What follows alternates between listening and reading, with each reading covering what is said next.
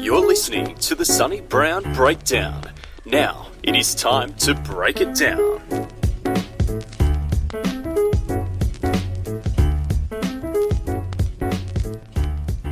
Welcome to episode number 7 of the Sonny Brown Breakdown, a podcast where we discuss the training, teaching, health, and education of mixed martial arts. I'm your host, Sonny Brown, and in this episode, I talk to Wim Deputter. Wim is a Belgium-based black belt in Brazilian Jiu-Jitsu who's a lifelong martial artist, also fighting MMA, where he amassed a very respectable record of 18-4. He's done multiple seminars for the BJJ Globetrotters organisation and currently has 4 instructionals out with BJJ fanatics that cover his mirroring principle. Here we discuss how Jiu-Jitsu can be a principle that means a boxer could be doing Jiu-Jitsu, but you could be a BJJ player and not be doing Jiu-Jitsu, how Wim's mirroring principle is an algorithm and fundamental movement rule that guides BJJ, MMA, striking, and self-defense situations, and how constraints placed on any art will determine what that art can become, and how constraining beginners to focus on control and then to allow controlled chaos can be the best way for them to develop. Now let's go to the podcast. Thanks for being here. Now, I've watched your work on YouTube with BJJ Globetrotters. You've got some, a couple of interesting takes out there with your mirroring principle and things like the King's Gambit, where you will deliberately put yourself deep into a triangle choke as a means of passing the guard. And you say that there's no risk of, or you minimize the risks of getting triangled when you do it. And it's ideas like that that have drawn me to check out your work and just see what it is that's actually behind those principles that you're talking about. So just starting off, I guess we can get into your background in martial arts and how you've come to where you are today. Okay, do I have a long time? Because it's quite a story. Let's say like this. I started doing martial arts when I was 9 years old, and I did like 10 classes of judo, and I liked, but at the same time I was also still doing football. I was like a keeper playing soccer. So I started first focus on that. So after I did like 10 classes and then stopped again for like a year or two. And then something happened on the football. I stopped playing football. I went back to judo and I never stopped doing martial arts since. So I think I went back to like around my 11 years old, and I did judo until my 19 years old. It was not the best team. It was just like in the local village with people working 9 to 5, and after an hour they did some judo. So it was not the best class, but the people did their best, of course. But just saying that from 10, 11 years old, I was already rolling. And when I got 12, I joined in the same team. They also were teaching Japanese Jiu-Jitsu. And in the beginning, like everybody in the beginning thinks that striking beats grappling. And in this Japanese Jiu-Jitsu, I was teaching striking, so I also had to do the striking. So I joined in for Japanese Jiu-Jitsu as well. And in my head, my Japanese Jiu-Jitsu was my main thing. And the judo was something I did for the kids. I did extra, And the good thing was that was always a lot of self-defense. So the good thing is I can still teach that in a way, but now with more background to it. And the other good thing was that I was they were doing a lot of ground fighting, more like a warm-up. And the self-defense was the main thing. But I was already rolling since a lot on the ground from 11 years old. The thing is, I was one of the only kids there in the Japanese Jiu-Jitsu class. So most of the people I was rolling with were way older than me. So it was always needed to focus on defense and being conservative with my energy. Although I didn't have the technique, I need to use some things like that. And then in between those years, from 12 till 19, I did judo, I did capoeira, I did kickboxing, boxing, wrestling. I did like a whole Kali, even taekwondo, a few classes. I tried pretty much everything that's out there, right? And I grew up actually with the movies of Bruce Lee, of Kung Fu, those movies with Jean-Claude Van Damme. And talking about Bruce Lee, his main idea was absorb what's useful and reject what's useless, right? But in those days we thought, okay, everything is useful, every art has something to offer, so let's train as much as possible and see what we can use. But in the end, what you become like this is like a jack of all trades, the same. Jack of all trades and master of none. But we didn't realize, so we just tried to train as much as possible. And then we heard the stories of the Gracies, and internet started coming up, and we downloaded some techniques from ground fighting, from sambo, from jiu-jitsu, and we were basically like sometimes training on the grass, or sometimes we had access to the academy, had like a key of the gym. I was training there already, so yeah, we did like a lot of training already on that moment, but it was like very fragmented. It was just technique here, technique there, no real concepts, no real jiu-jitsu, just techniques, that's it. And yeah, that was my beginning with Brazilian Jiu-Jitsu. And then I was 19, I think. I came into contact with my first teacher, and that's when I started. And let's say it's a hobby that got out of hand. Already when I was 11 years old, I said, okay, I really want to do martial arts the rest of my life. I want to make it my living. And then everybody would say, it's not possible, because nobody was pretty much doing it. So I said, yeah, I want to make it my living. I have no idea how. I never had a plan. Still don't have a plan. But little by little, I managed, and here is where I am. So. Yeah, and you actually went into MMA as well. You have a really good record as well, right? Yeah, it's quite good, yes. I'd be happy with that one. Yeah. Well, the thing is, MMA, okay? So how did I get into MMA? So like I said, when I started doing Jiu-Jitsu, it was not, let's do Brazilian Jiu-Jitsu. It's the solution to everything. It's the best art. No, I just did it like I can already do some striking. I can do some wrestling. I can do judo. Let's now also learn to fight on the ground. And just saw it as like another element of the complete puzzle, right? Well, although now I see Jiu-Jitsu more as a principle. You can even be a boxer, but still do Jiu-Jitsu. But you can be doing BJJ, but not necessarily doing Jiu-Jitsu. If you see what I mean. I get more into that later if you want. But I just saw like MMA as a challenge. And if to see, I did my first competition of judo when I was 15, twice. I lost twice, straight away, all my matches.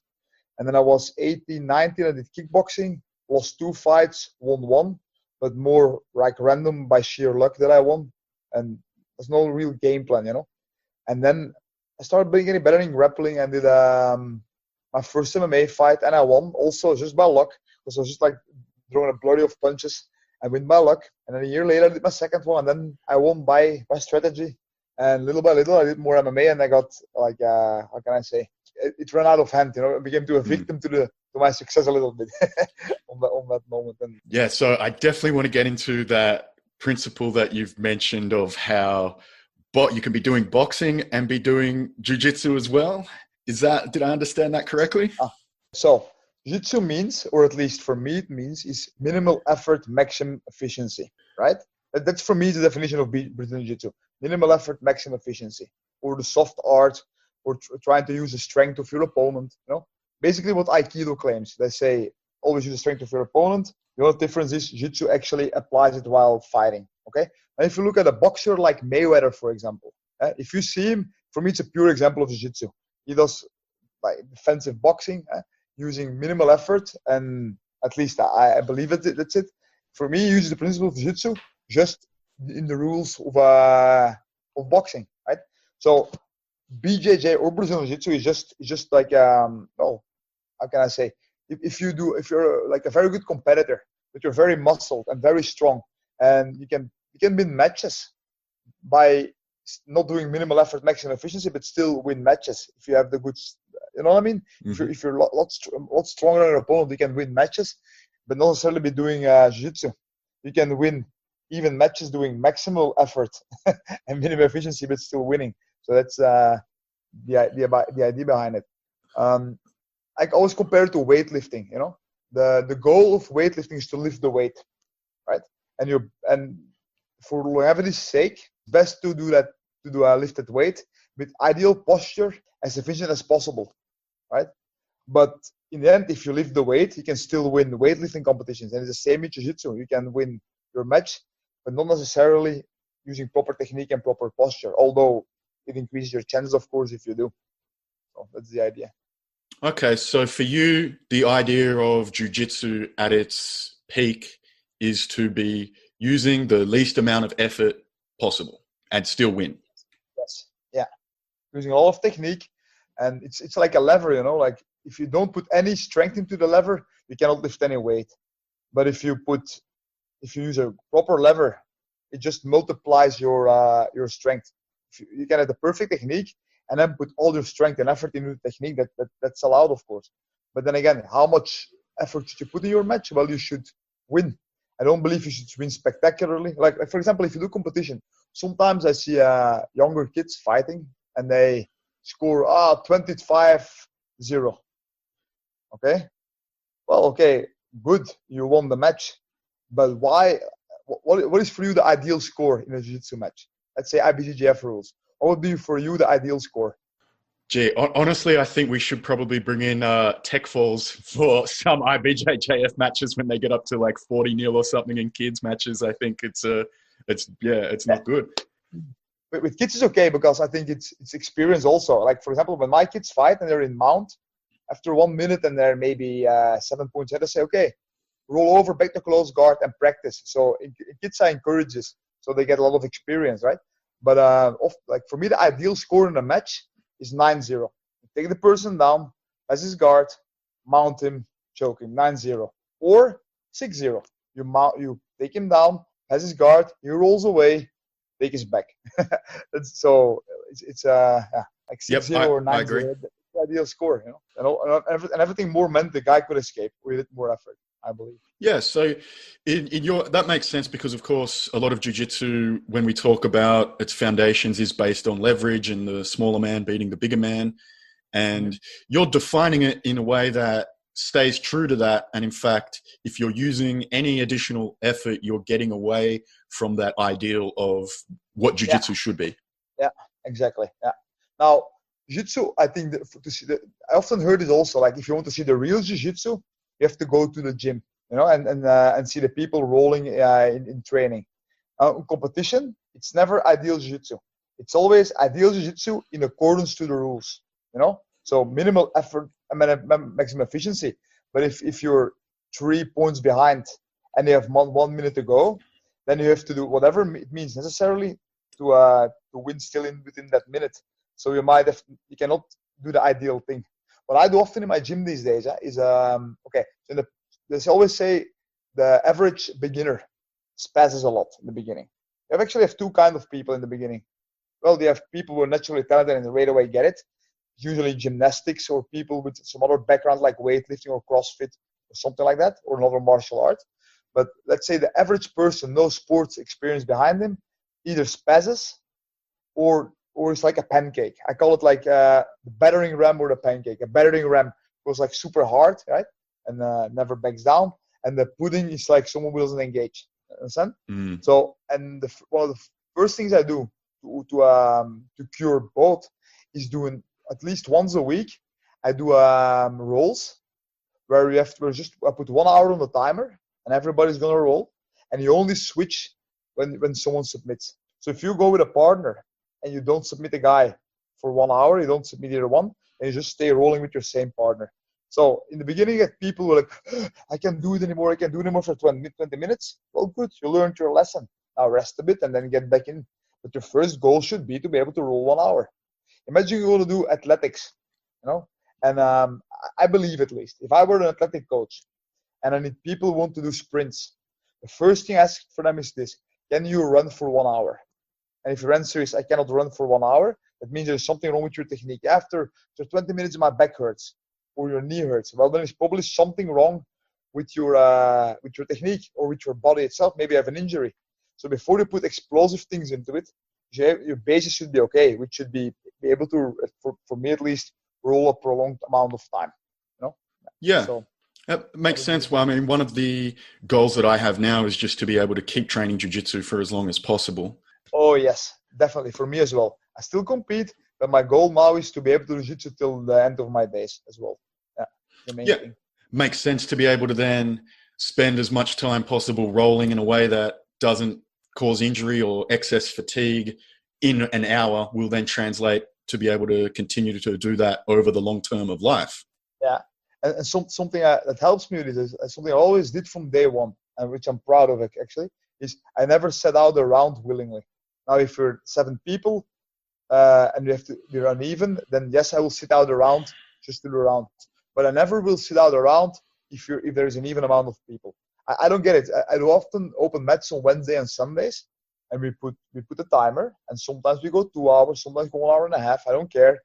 And never once in my life did I sit out one round when there was someone available. And sometimes I see people going like often purple belts, you know, sometimes brown belts, going super hard and then taking a rest for 1 minute, for 6 minutes. And this I never got. Often even competitors, you know. Yeah, but I want to give it everything in the next round. Okay, sure. that means you do something wrong. And even in the end, it might even be better for competition that you put everything in 6 minutes and then rest. But there is so much more than competition. How long are you going to compete? If you do jiu-jitsu for your whole life, your competitive career is going to be the shortest thing of your whole life, actually. What, 20 years max? You can still roll if you're 70 as well, but training is the main thing, I think, and you have to love it, what you're doing, I guess so. Yeah, I agree with that, because for me personally too, when I was competing, I would never want to sit around out, and I do still compete, but especially for training for MMA, I would just never sit around out, because that was the most important thing, because my health was on the line in a severe way. I didn't want to take any shortcuts. But if we're talking about making the most efficient use of energy, could we not take, a strategic, efficient round off, a nice, efficient rest round to help? Well, the thing is this, look, no. but look, it's like this. When I'm rolling, okay, I always aim for 70%. Okay, let's say it like this. If you go weightlifting, how many times when you do a weightlifting program do you have to lift 100% of your 1 rep max? How many times do you have to do this? One rep max. Yeah. Yeah. When do you do this? Once at the end. Once in the beginning to notice your rep max, and then in the end, every once in a while to test what's your capability. But you're never gonna train with your 1 rep max, because you're gonna get injured and you cannot go. You just get too tired, right? So the same thing. If you go on training 100%, that doesn't work. For me, 100% is win no matter what the consequences for yourself and your opponent. Now, do you never do this? Yes. On competition, actually not on competition, but on the street it can happen. If someone attacks you and you have no means to get out, then you want to win no matter what, and no matter the consequence for yourself and your opponent. So it means even breaking your arm to get out and get away. On competition, there is examples for that happening. For example, the Jacare versus Roger Gracie, the famous final. Mm-hmm. Well, is it a price willing to pay? I have to be honest. If I were in the absolute world championship, black belt, 3 points ahead with Roger Gracie, I probably would give my elbow as well. Would I give a knee or an ankle? I'm not too sure about that, but an elbow, yes. But that's it, right? So 99%, 90% for me means, 99 means winning no matter what the consequences for your partner, but for yourself, don't break anything. And this you should never do on training. You should never injure your partner. So the hardest we can go is 90%. That means don't injure your partner, don't injure yourself, but still give it all. And this I do every once in a while. Every once in a while, like 1 or 2 rounds, I will go like 90%. But usually I go 70%. So this means a pace that I can keep up for an hour, occasionally going like in a higher heart rate, maybe above 140, 150. But almost never do I go on the training that I really guess. And what I used to do when I was doing MMA, I used to do 1 day regular training and 1 day conditioning. And when I did my conditioning, I would do 20 minutes of pads. So if I had, for example, a fight, 1 round 10 minutes, I would do 20 minutes of pads.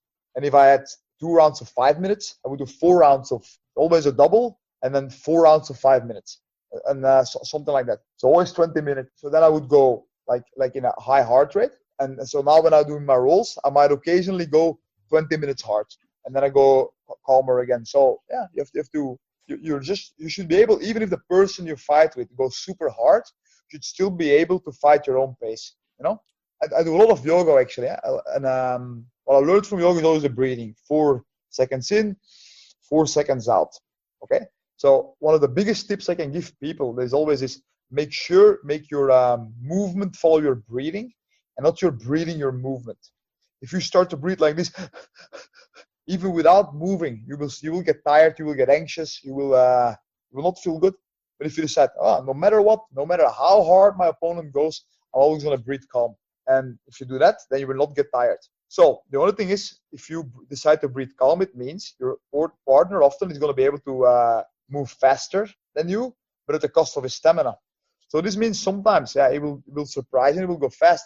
But then if you rely on proper structures, like I have a good turtle lift, I feel basically comfortable in every position. So it's like your bunker from which you can fight, So even if the person goes to your back, but if you're comfortable for him, okay, let him go, let him guess out. I'd rather be mounted with all of my energy left than be on top and guessing. So because you cannot take proper decisions when you're guessing in any case. So yeah, the idea behind it. So my understanding is that for you, the efficient use of jiu-jitsu within those rounds, within that hour, within the week of training will actually mean that you don't have to take a day off because you're always training in the most efficient way possible. And that's good jiu-jitsu. I never take a day off. Yeah. But the good jiu-jitsu depends according to the circumstance. Let's give you an extreme example, okay? So if I'm outside in the park and I get attacked by 10 people who make a circle around me, then the ideal jiu-jitsu will be choose a guy out, bash him, and get the hell out. Because it's the means to an end, right? But if we see jiu-jitsu as a minimal effort, maximum efficiency, and like as the most ideal art, that we have to measure, we have to do the ideal art, we have to practice it without time limit. Because the only difference between self-defense and with punches and MMA, okay, if I'm mounted in MMA or I'm mounted in a grappling match without strikes, the main difference is time. With punches, you have a limited amount to get out before you get bashed. You have to do the correct thing right away, and you have to act. Whereas in jiu-jitsu, where there is no punches, the only pressure can be the points, right? But even with point pressure and punching pressure is basically the same thing. Get out. The risk is higher, but it just means get out as fast as possible, right? But if you want to train our ideal mount escape, then we have to train it in a like without time pressure.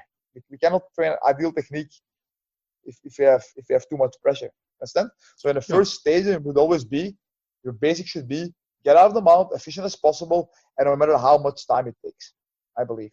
And then we have to see how much. Well, what would be the ideal amount of time? That really depends on the circumstance, I would say. Yeah, I think definitely whatever constraints you put on any art form will then determine the outcome of what it is you're producing. I mean, those rule constraints, even from sub only to points, has completely changed the game, and how each competitor performs in those tournaments will differ from those basic rule set changes, right? Yeah. Look, I think you can compare it with this. Sometimes on Facebook or on YouTube, you see those videos passing of people who are very talented in drawing, and they will, for example, they will do the last thing I saw, for example, a guy, the character from Marvel, Groot, the tree guy. The one guy said, okay, I'm gonna draw the perfect stick figure in 1 minute. Okay, in 10 seconds, 1 minute, then 60 minutes. And then in 10 hours. And then you can see like the basic thing and the very advanced thing. So what is the most complete art? Well, it's all art. But the most beautiful, ideal art will be the one without time limit, I would say. I like that. Same thing. Uh-huh. Yeah, I like that. That's a good way to tie that back into the idea of jiu-jitsu being without time limit, because that makes sense. I understand that. And another thing to do. Look, if you're doing like this, I also believe our life as humans is usually this. Everybody's thinking like this. Monday to Friday we work, and Saturday and Sunday we take a day off. Now, you tell me one animal in nature who takes 5 days a week of work and 2 days off. Nobody does that. Okay? Even if you go to the Khoisan people, like the people who live in tribes, I don't think they ever take a day off. They might have different seasons and do different work in different seasons, but it's always a little bit of work every day, but never to the exhaustion. As humans, we're not the strongest, we're not the fastest, but we're the one animal who can run the furthest of all the animals. You know what I mean? We have the best endurance of all animals. So I think also it's the way we should train. So you train every day and you feel how you feel. My basic aim is always 70% every day. Now, if I feel bad one day, I might dial it down to 50 or 30%, or even just reacting and only postures and defense. And maybe 2 or 3 times a week, I will go a few rounds to 90%.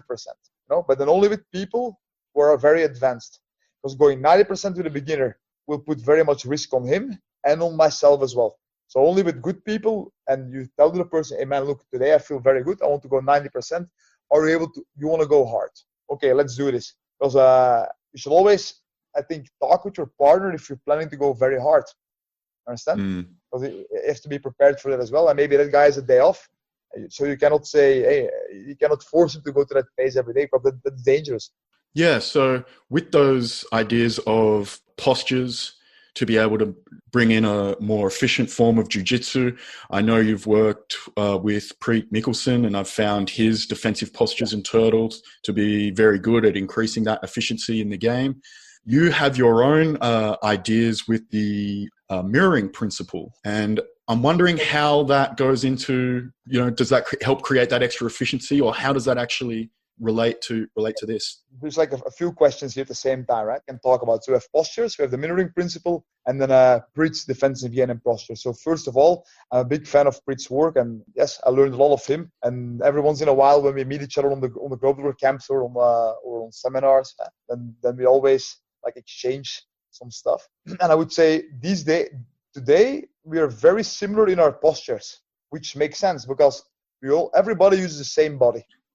All people have 2 arms, 2 legs, and there's of course variations in weight and in height, but they have the same body plan. And I don't believe, often when people roll, let's say, you show for example, scissor sweep, and you show it. Okay, good. And another person, yeah, but I do it like this, and I do it. I prefer to do it like this.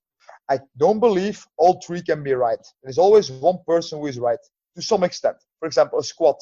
How many ways of a squat can you do? Well, you have the high bar, you have the low bar squat, which is like a bit different. Then we can argue which one is better for which purpose. But I think in a way, all our basic postures should be based on the basic movements we use in weightlifting, right? Okay. So let me tell you like a bit like this. So how I see sports. So for me, if you see gymnastics or calisthenics, is for me, how do you move your body in the most economical way possible in relationship to your own body and to gravity? So no external weight, right? Then if you do yoga, is how to move yourself as economically as possible in relationship to your own breathing. And breathing also plays a big part in gymnastics and other sports. So yoga is actually a part of all other sports, ideally. This should be the basis. Breathe first. I used to be a swimming teacher for a long time. And the first thing you teach people when they're swimming, what would it be? Well, don't panic in the water, play around. And once you don't panic, breathe in above water and breathe out, blow bubbles on the water. It's the first exercise you give kids, breathing. So why would it be any different in any other sport? You have to feel comfortable in your own body. Now, then the third thing is gymnastics. Gymnastics is how to move yourself as economically as possible in relationship to a static weight, and ideally also including the breathing aspect. Now, is fitness dangerous? If you do it wrong, fitness is very dangerous. So you have to rely on a very good posture. If you're doing squats with your shoulders tilted like this, you can do a squat. You can lift a decent amount of weight even, but over time you will get unbalance in your body. And now imagine every once in a while someone walks by and he gives you a push. If you're diagonal, that weight will fall on the floor. But if you have a good posture and good straight, even if they push you, you'll be able to walk sideways and still maintain the good posture. Brings us to the next point. What is martial arts? And specifically Jiu-Jitsu and grappling is how to move yourself as economically as possible in relationship to a dynamic movement. Right? Yep. So in fitness, you will doing squats, and you will doing deadlifts and hinges and lunges and all those things, but always isolated. So fitness is very important for everybody, I think, for longevity-wise. It's like drilling the basic movement patterns isolated, and then you get stronger according to the weight. But in a jiu-jitsu, we have to be able to switch between those patterns. We might have to go from a squat to a lunge to a downward dog to an upward facing dog, which is actually sprawl. It's between all those things. Now imagine this: if you cannot even move yourself, so sometimes you get people doing squats with their knees pointing inward, which is very dangerous for the ligaments if you put weights. It's even dangerous if you put a static weight. Now, let alone if someone every once in a while pushes or yanks you, over a while you will get either injuries, you will get chronic injuries because you're doing the wrong movement pattern over a long amount of time, and imagine you're doing squats with a round back. Well, it will be okay for a while until it's not okay anymore. You understand? And in jiu-jitsu, every once in a while, you either get chronic injuries because doing the wrong movement, or every once in a while, a sudden injury. Someone pushes your knee in the wrong moment. Okay, I have a an ACL injury. Understand? So that's why ideal posture. There is no way how you can do jiu-jitsu safely and efficiently without using proper posture. You know, and people who don't focus on that, they're bound not to do it for life. Yeah, that should be your main goal. And it goes further than that. Even if you're sitting in your desk in your office, you still should aim for the proper posture. I mean, if I look at my bookkeeper, for example, right? Like he's completely slouched forward, like the neck completely, the back completely around, and then people think, oh, it's genetics. Well, no, it's just years and years and years of bad posture from just sitting on your desk. Yeah, I got to fix my posture now while we're talking about that one. Yeah, but it's not ideal. There's always have to switch a little bit.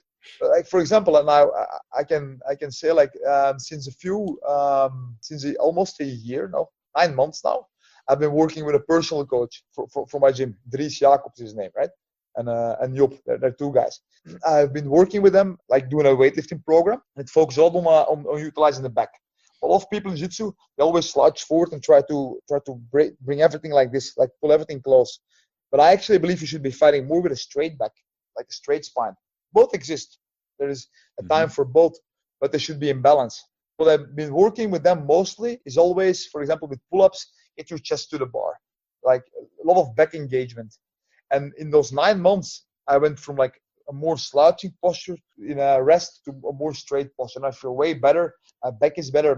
Everything I do is a whole quality of life increased, to be honest, just by working for 9 months. And so then is the mirroring principle a way to keep the body in alignment and keep those postures with that dynamic weight shift, or? Okay, so we have 3 elements. We have in jiu-jitsu, and then we get there, and then we have the posture. Okay, how can we describe posture? Posture is like building a house. You can build the most beautiful, elaborate, complicated house, but if you use the bad materials or bad foundations, the first wind will blow your house away, and doesn't matter how beautiful your house was, it gets destroyed, right? So your posture, your structure is there to make it safe and to make it efficient as possible. Okay, so then we have the other aspect. We have the technical aspect. Technique, I would say, would be how to get from one point to another, how to connect to the body. So which grip do we use? And then the mirroring principle itself, I describe it as an algorithm that you can use, an algorithm that tells you where to move when in relationship to your opponent's movement and posture. So what this means is just saying it's timing. Understand? Okay. So, for example, if my opponent has a straight spine and head is upward and his butt is low, shoulders are high, can I sweep him like this? It's more difficult to do so. No, you can push him out. Look, you always can move people in the direction of their spine. Okay, I'll get you. Yep. Most sweeps that I do, in the very least, like I often use control of the neck. When you control the head, if you can bend the neck around the spine, then every sweep becomes like a flip. You can roll the person over. So if I control the neck of the person, his spine is round, then I can use a certain sweeps. If the person is completely straight spine, then no matter of pushing him away sideways will help because he can just step. Understand? Yep. So the posture only depends on what am I going to do. The mirroring principle, it's very hard to explain on video. You need to see examples. Yeah. Okay. So the only thing I can tell you now, I can give you examples, and we can talk about those, because otherwise, like even I had some people saying, it's very clear from your. Did you see my DVD about the mirroring principle? No, I've just seen the YouTube. Yeah, with the one with Bernardo Faria, right? I've seen that one with Bernardo and the Globetrotters videos. So in those videos, it's like this. It's a principle, but the principle always gets explained by a technique. And what the problem with those videos is, people always say, that's it, because they see, how can I say, they concentrate on technique, but on the overarching principle.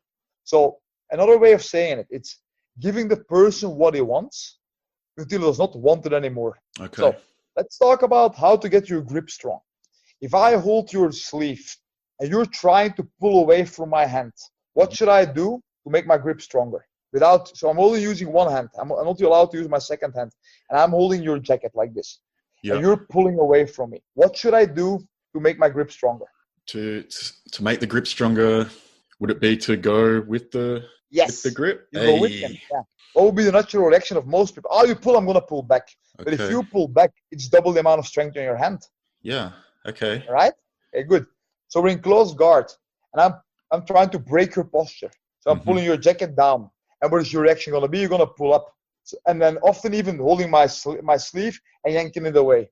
And then we're surprised that it's very hard to break posture. And we're also surprised, oh, look, my hand is mangled from all those years. My fingers are damaged. Yep. So, okay, my idea is this. I'm holding your sleeve.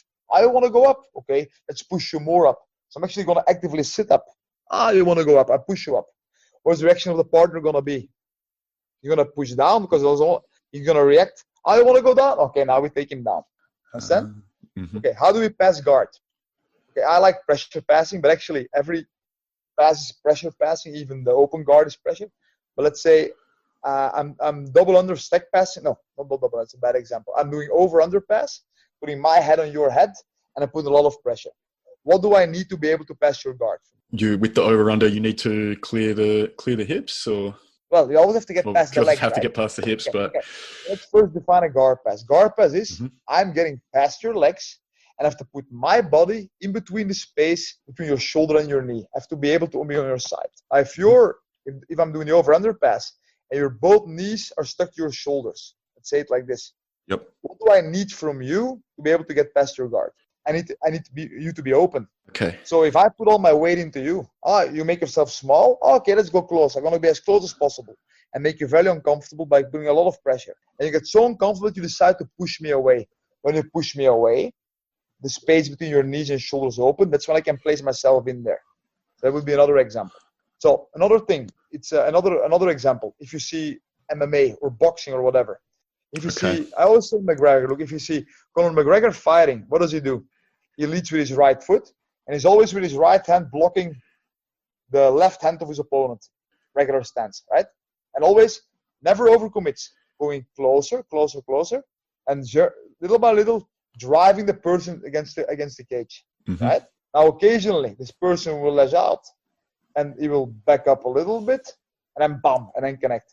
So what you actually want in a boxing match is the person to take, instead of a tiny step forward, a huge lunge forward. So in boxing, you never lunge forward unless the person is completely covered and you know you're going to connect. Because lunging forward just runs into the fist. So if you apply a mirroring principle to basic self-defense, is this. Basic self-defense on the street. You're having an argument with someone, and a guy says, I don't want to fight. And he's walking away, yeah. Yeah, what should you do in this fight? You should keep walking away.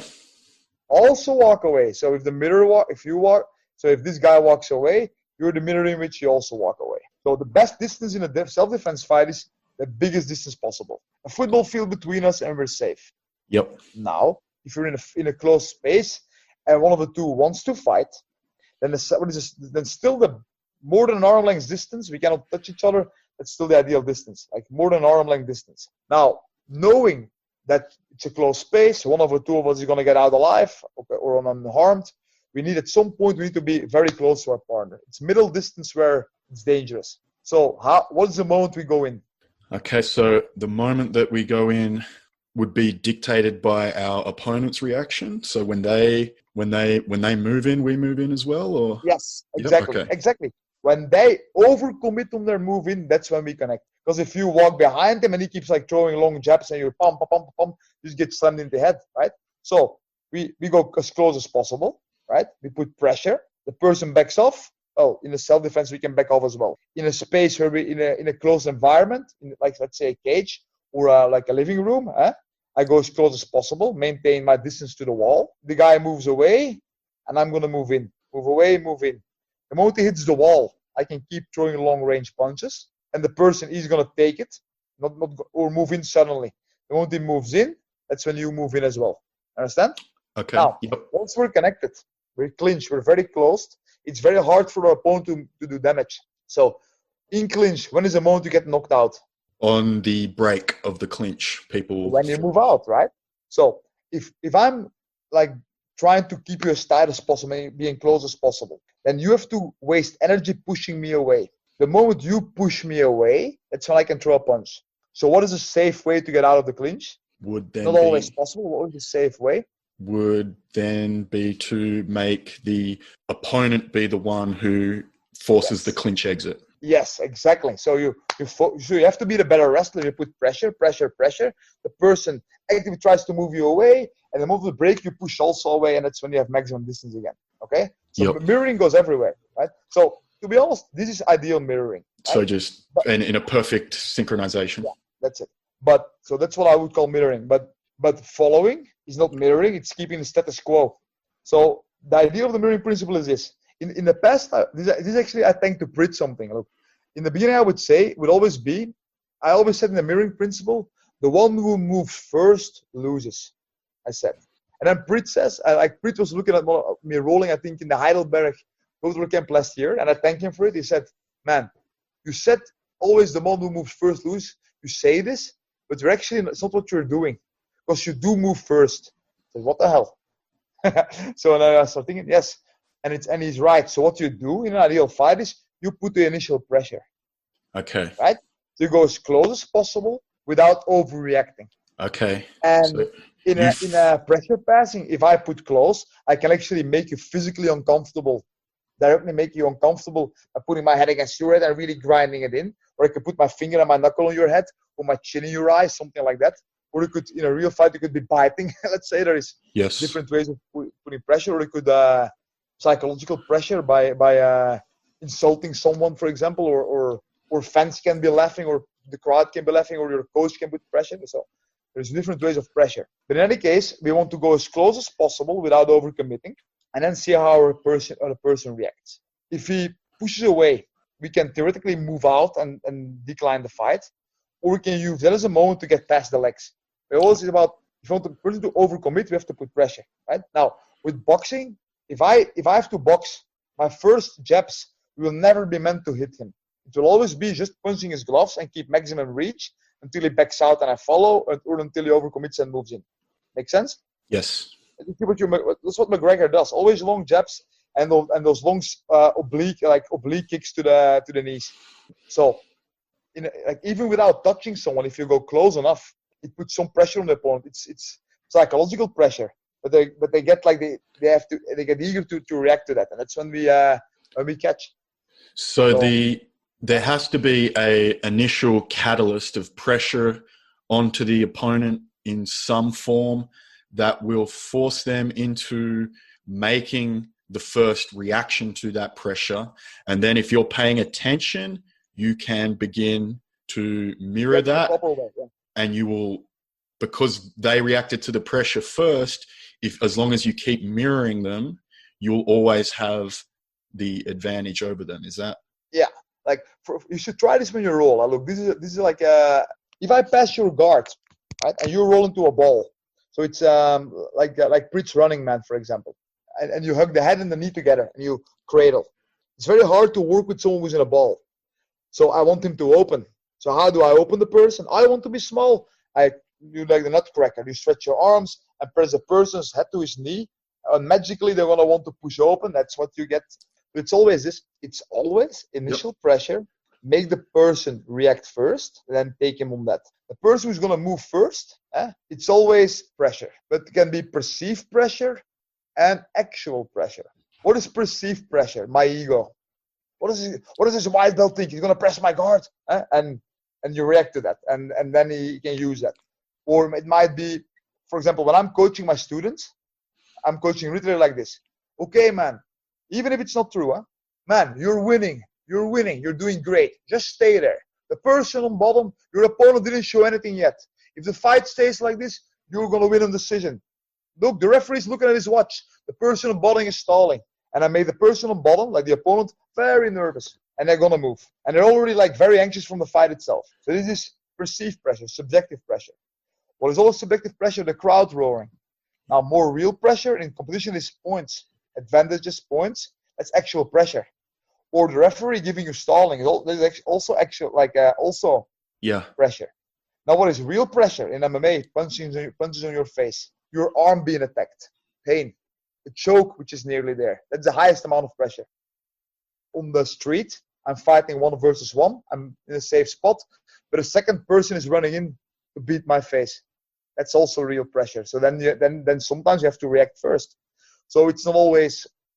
Look, if you look at people who fight judo, for example, when I fight a judo guy, I always have the idea They doesn't let me think. Yanks, yanks, yanks, move around, and they never let you think.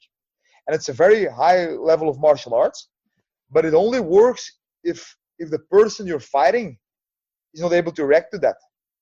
If you're the more athletic guy, it works. But at some point, what I believe is you can fight like that, and sometimes I also use that, but it makes you tired. My idea is just get my ideal posture, get my position, and then make the person uncomfortable. And then that's pressure. It can even be pressure points, which I actually, when I grapple, I do use pressure points. I put my shin into the ribs, sometimes even my chin into the eye if I need. Now, gentle, constant pressure. I'm not going to poke someone's eye, but I'm going to gradually increase the pressure. So when I fight, I do like this. Breathe in, breathe out, and more pressure. Breathe in, keep the pressure, breathe out, more pressure, and gradually build it up. And the person on bottom will be breathing like this. You hear this. Now, if the person is breathing like that, what do I know? Well, if he keeps breathing like that, at some point he's going to collapse. Great, I win. Or he's going to give it one last ditch effort. If I'm able to withstand that last ditch effort, the person on bottom is worse off because he's going to be tired. Even if I'm not able to withstand it, he also guessed a little bit. So it's always a win-win, you know. Mm-hmm. But when I'm doing a competition and I like half guard, I pull half guard, get to my ideal position. If I within 30 seconds hear this, I know I'm gonna win the fight. But it's those people who remain calm and they don't let you see into their cards, you know, and keep breathing calm. Those are hard to beat.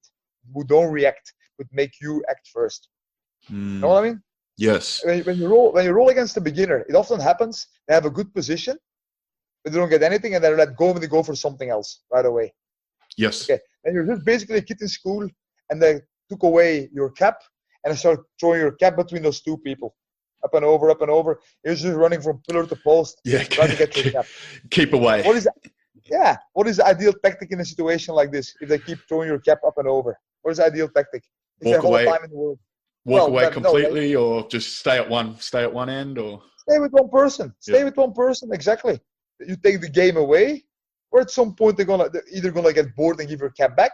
Oh, if it's nice people at least, or they're gonna throw it on the roof and then they have bad luck. But usually they will throw it and you catch it, or they will just stop playing at all. And it's the same in Jiu-Jitsu. Look. Then how do you feel is the best way then to run your classes, to teach this and actually get this information into the students? Okay, so I can now answer the ideal situation and then talk about my situation and then about the situation most people are in. Mm-hmm. Okay, the most ideal situation would be that I have 2 or 3 mats available and 2 or 3 classes running simultaneously. So I would have like a complete beginner class, an intermediate class, and an advanced class. And basically I could also do this in my gym, beginner, intermediate, and advanced. But the problem is it's also about time slots, and people don't necessarily choose a class which is ideal for them. They choose a class which is ideal according to their own schedule. Mm-hmm. But let's say we have ideal students. Then as a beginner, I would focus on the basic postures.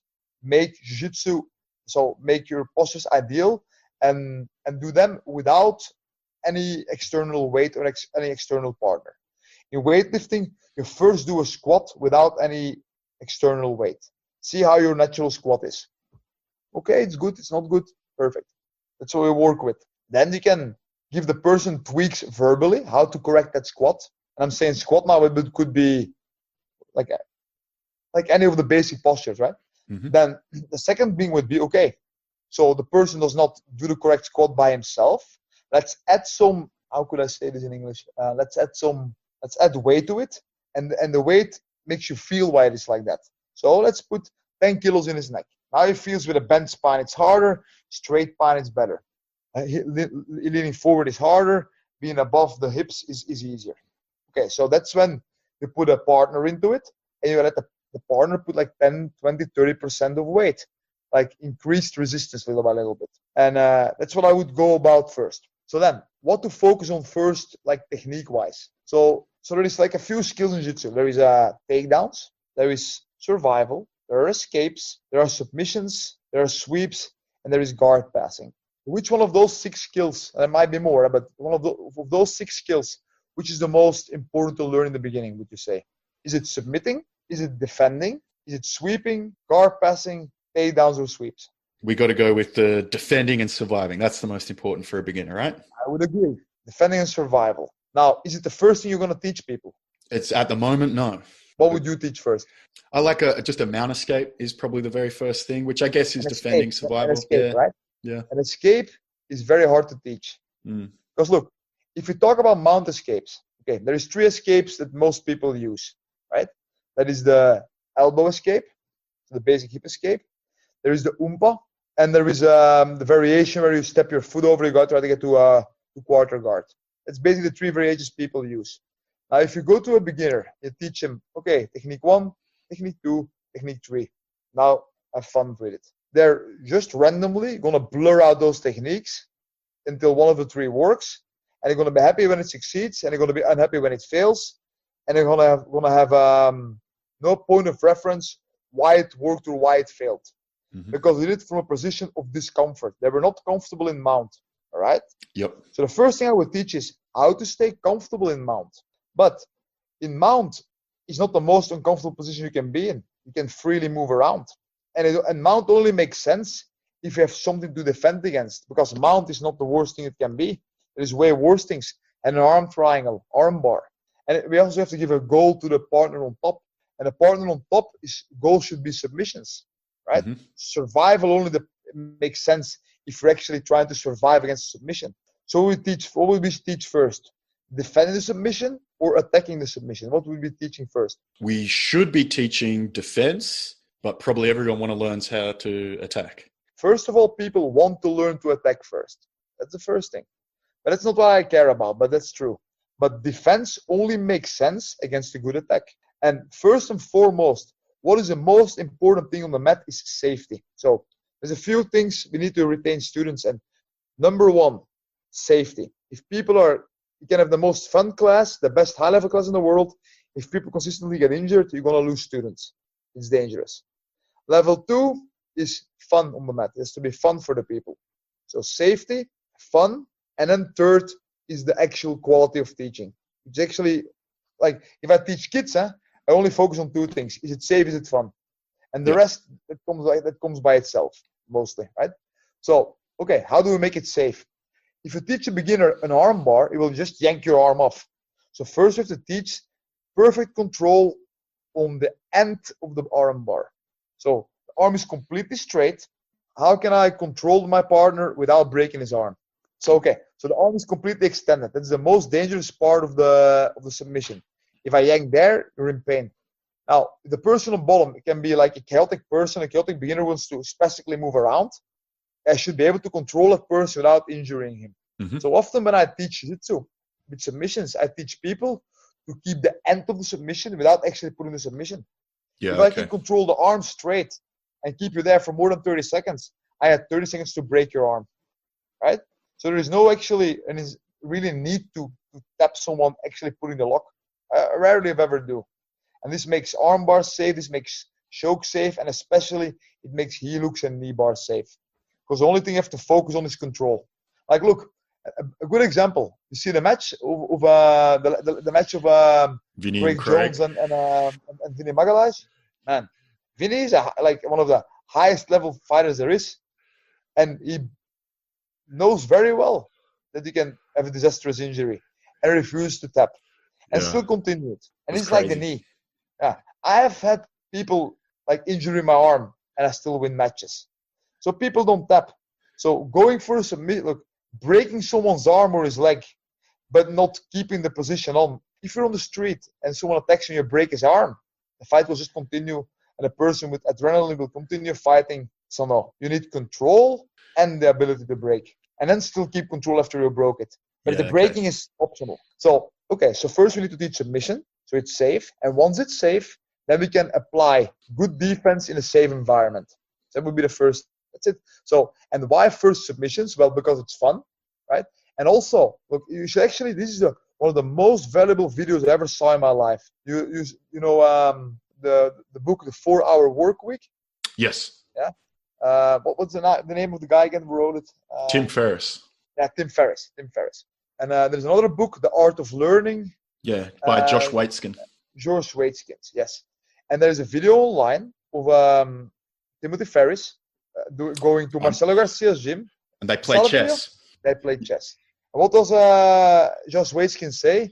We have to focus on the end game, because the end game is not complex. Don't focus on the openings, focus on the end game. If we're grappling, you can have the best guard passes in the world. You can have the best sweeps in the world. If you're not able to submit me, then all of that doesn't make any GGF matches. You can win on points. But it's a subjective interpretation of Jiu-Jitsu.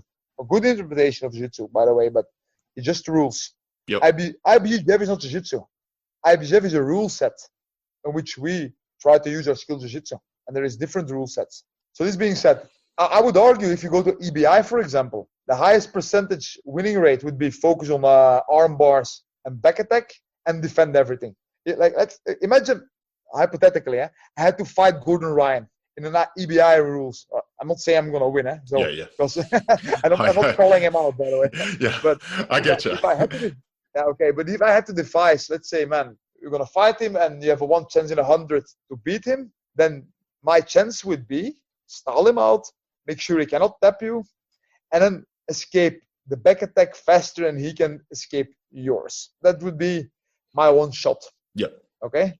And it's unlikely, but that's like the possibility. I would say, Yep. And again, I didn't call him out because I don't want to get. I get the point you're trying to make, just using as an example. I don't want to get bullied online. No. Just like if you're playing to the rules, you have to, even in the worst case scenario, you have to do what you can to. You have to do what you can to maximize your chances given the rule set. And now, if I would say self-defense, what would be the most? That would be different, but. If I would say the most ideal art for self-defense, I think is wrestling. Wrestling, you don't get thrown, you stay up, you get the hell out. That's high percentage. Now, if it's on the street, right? But if it's violence of a woman against her husband or against her boyfriend or like more still, and Jiu-Jitsu is better because you can survive even on the floor, and that would be that. So yes, the first skill that. Yeah, just that survival and defense is the most important thing to be able to transfer onto the students to begin with, because control is going to be the most important actually for attacking. Control and safety goes together, right? Yeah.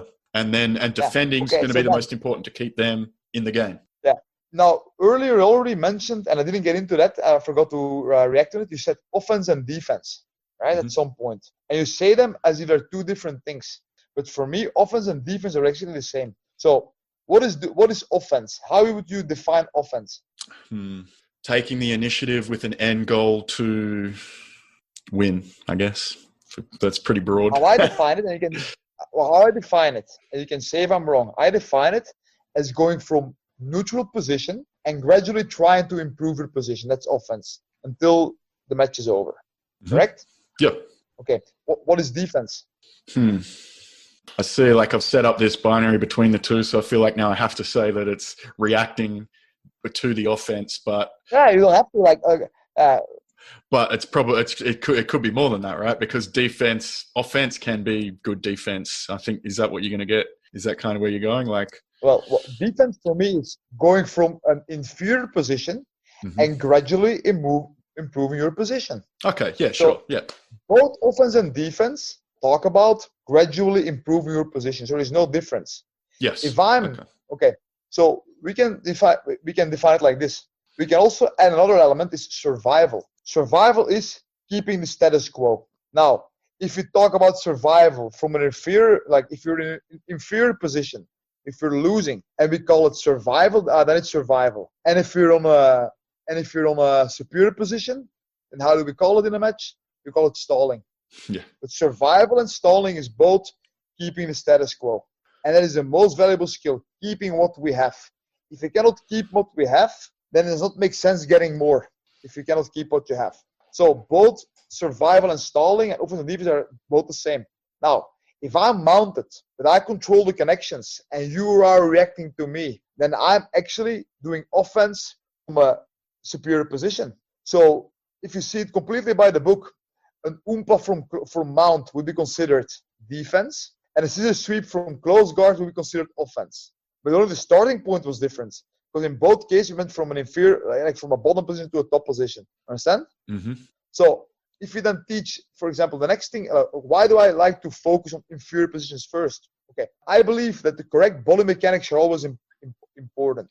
Now, the closer the game, the closer we are to the end game, the least amount of mistakes I can permit myself or I will lose right away. So talking about the triangle and the King's Gambit, because we didn't get there yet.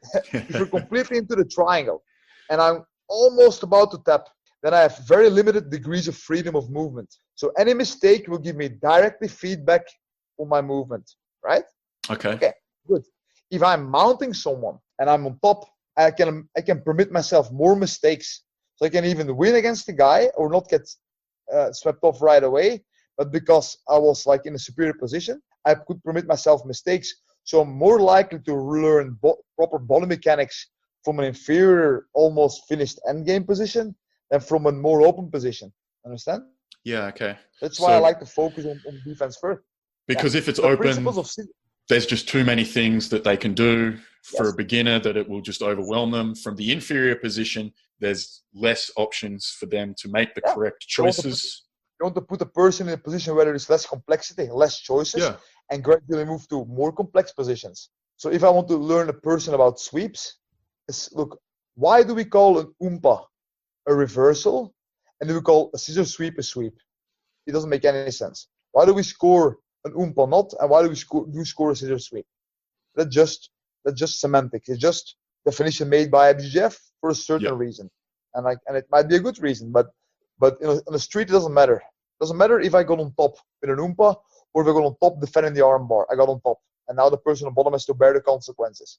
That's how it is. Yeah. So if I want to learn a person, if I want to learn a person about sweeps, I think a scissor sweep would not be the ideal thing to do. It would be first thing I would teach as a sweep would be, or reverse would be the oompa. Right? Okay. So that would be the beginning. So ideally, we would teach survival and submissions first, then survival to make it safe and very useful. Second would be escapes and retention, guard retention.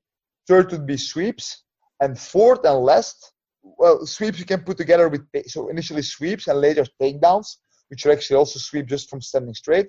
And then the last skill would be guard passing. And if you think about self-defense, guard passing is the least useful thing we should learn. It's important, it's fun, but we don't really need it. Because if we're on the position where we can guard pass, we can run away. And guard passing and self-defense only makes sense in a way that we want to learn to defend the good passer so we don't get our guard passed, I think, right? Yeah, sure. Okay, good. So, then. Now, if you have an ideal class environment with a lot of mat space available and you can do beginner, advanced, and so beginner, intermediate, and advanced, then beginner, I would only focus on submissions, survival, and escapes. Yeah. Intermediate, I would focus on how can I say, on one-step setups and get into the actual thing. And then advanced class would be combinations. So for example, start in De La Riva, bring the person out of balance, go to the back, and like more complicated sequences, you know? So if you say to boxing, basic boxing would be learn to box. So the submission equivalent would be learn all your basic strikes, jab, cross, hook, uppercut, and variations. Learn those perfectly and learn to give them in a controlled manner so we don't risk KOing our partners. And also learn how to block all those and to slip on those, right? Yes. Then intermediate would be to learn the person attacks and we counter. And I think advanced would be combinations. Then we can do gradations in this. But of course, to make it fun, sometimes more advanced elements would also come into beginners classes. Now, what is my reality? I have my own gym, but I have only 100 square meters mat space. So you can only run one class at a time. So I have 3 or 4 regular BJJ classes, which I consider my advanced classes. But everybody's allowed to come to the advanced class. But in the advanced class, I give class to the more advanced people, right? And the white belts, make sure you can follow. And I always make sure that the white belts don't roll with white belts and we roll freely. The beginner class, I teach focused on the least smart person of the group. Advanced people are highly encouraged to also go there, but I'm not gonna put the the pace for the class up to them. Now, what I always think you learn more jiu-jitsu from a feeling than from listening to a class. So I always say to my higher belts, starting from blue and purple, like late blue, early like purple, that look, whenever you feel like coming into my beginner's class, doesn't even have to be related to the theme of my class. You want to grab a part and explain him something, go ahead. Just get someone and do it. Even if it's wrong, persons are putting mind to do it, they're thinking about it, and in the long run, it's better for both. Because you learn from teaching and you learn from the feeling more. So I highly encourage that. So that's it.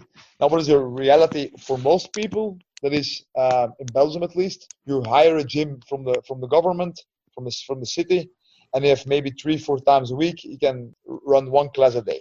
So it's all groups together. So in this case, then the highest priority should be safety. It's not, you can maybe differentiate within the class, but then you should really focus on it. Like in my beginner's class, I never allow free rolling. And I don't allow free rolling between both beginners. But I do allow positional rolling with beginners. You know what I mean? And then yes. So yeah, just giving them that positional stuff to work in so they don't have that total freedom and overwhelm them with limit the amount of choice and freedom to make. Yeah, that's it. It's actually interesting because this question, like I recently did a podcast with together with Preet. It's also on YouTube. Both of us together, and we're talking about the same thing. And Preet has like a very big gym where he can teach multiple at the same time. I have one gym, so and that's how actually this came to light. Talked about. Okay, I'll have to check that one out too. So that, I think, does that cover the way that then the beginners, you treat the beginners and then? But to be honest, there's also this. Look, I have advanced people, right? Like purple belts, brown belts, black belts. But then you have to think, what is an advanced student? I have brown belts, okay, or higher belts who win high level matches, but they might not necessarily be highly skilled in the system that I teach. You know what I mean? So I can have a purple belt winning matches because it's physically strong, because it has like a good game plan, a good game, but not necessarily doing the best jiu-jitsu that I envision.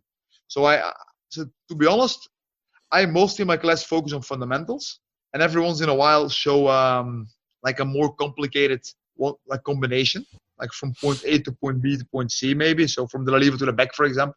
But usually I teach like maybe one or maybe two-step combinations, let's say. And I very rarely let drilling and do a lot of positional rolling. And I do believe as a teacher, you have to mostly create the environment for people to teach. And a lot of the teaching actually happens by itself. You know what I mean? Okay, yeah. Because if I put white belts and the higher belts in the same room, and I create the settings of safety and and I limit the degrees of freedom, then something will come out of that. And you have to trust the process of that as well, I think. You understand? Yes. So a little bit of chaos. Just a little bit. Yeah. Controlled chaos. Yes, controlled chaos. That's the word. Yeah. 80% control and 20% chaos. That's good. That's good. I like that. All right. So I think that's been a very productive conversation. I've gotten closer to the mirroring principle, I believe, and my big takeaways were just your concept of jiu-jitsu as well, and I love that, just getting that insight into how you're running your classes. If people want to get in touch with you, you obviously have the BJJ Fanatics DVDs that they can purchase. They get in touch with me just by using Messenger on Facebook. They can use my email, Wim_Deputter@mail.com. They can use Instagram, Wim Deputter BJJ. They can just text me, and I always try to reply, even if they get my DVD or don't get my DVD. I don't care. Well, I do care. It's fun if they get it, but and I do say this: look, everybody like can ask me anything, and then I will try to do my best to help out. That's it. to be honest. It gets my name out, and the more people in the world that stay on the mat, the better it is for jiu-jitsu in general, and the better it is for jiu-jitsu, the better it is for me as well. So it always comes full circle, I believe. Right? That's right. Wim, thank you so much for your time. I really appreciate it, mate. It's me too, man. It was fun. And on the next conversation, we can talk about the King's Gambit if you like. I'd love to have you back. Talk about the King's Gambit, and we'll get into that. Okay. Thank you. Perfect. Take care. Take care, man. Thanks a lot. And that concludes this episode of the Sunnybound Breakdown. Please leave a review of the iTunes store and check out sunnybrown.net to links to all my social media. Thanks.